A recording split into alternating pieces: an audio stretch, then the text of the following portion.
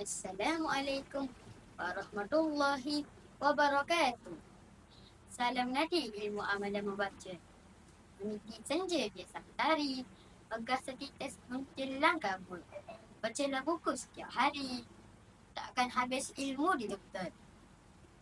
Tak kenal maka tak cinta.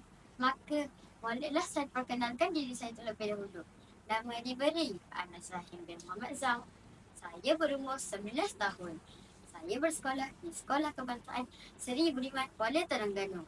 Resensi buku yang ingin saya kongsikan pada hari ini ialah sebuah buku cerita fantasi kanak-kanak yang berjudul Sarah dan Nasi Dagang. Hasil karya Ayuddin Zuraina. Buku cerita ini diterbitkan oleh Dewan Bahasa dan Pustaka pada tahun 2022. Buku cerita ini juga mengandungi 30 halaman bercetak. Buku cerita ini sesuai dibaca oleh semua lapisan umur kerana ia dapat memberi semangat kepada kita dalam mencapai cita-cita. Buku cerita ini mengisahkan tentang tekad dan semangat seorang budak perempuan yang bernama Sarah.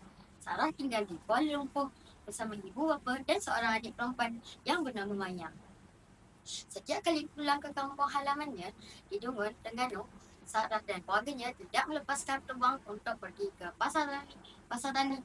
Mereka akan mencari pelbagai wadah kegemaran mereka sekeluarga yang banyak dijual di pasar tani tersebut. Selain makanan yang sangat menyelerakan, Terengganu memang terkenal dengan pusat perainan dan pantai yang sangat cantik serta mententeramkan. Ketika berada di pasar tani, Sarah sangat terja dengan pelbagai wadah kuih-muih tradisional yang dijual seperti kuih beranak, dapat pisang dan banyak lagi. Semua kuih itu sungguh enak dan lazat. Harga makanannya juga berpatutan.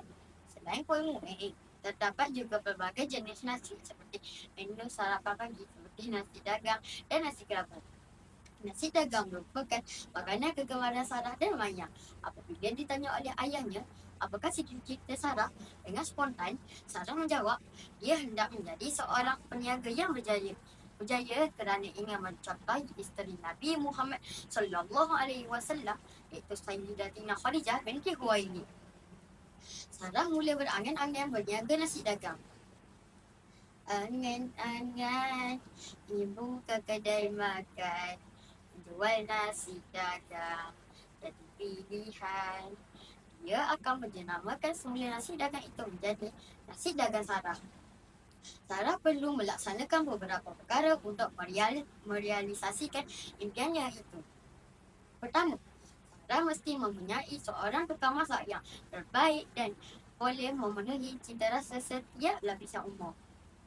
Untuk mencapai tujuan itu, Sarah akan mengadakan pertandingan memasak nasi dagang. Kedua, Sarah akan menjenamakan semula kedainya. Maya akan diberi tanggungjawab mencipta logo dan mengedarkan poster serta risalah melalui iklan sebagai usaha mempromosikan kedainya. Dia juga akan menyusun strategi agar perniagaannya diminati oleh pelbagai golongan. Nasi dagang Sarah pastinya boleh juga dipesan melalui laman sosial.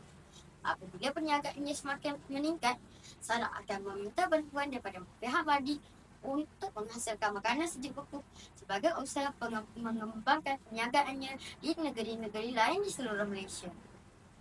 Sarah juga akan membuka beberapa cawangan restoran nasi dagang Sarah di seluruh Malaysia.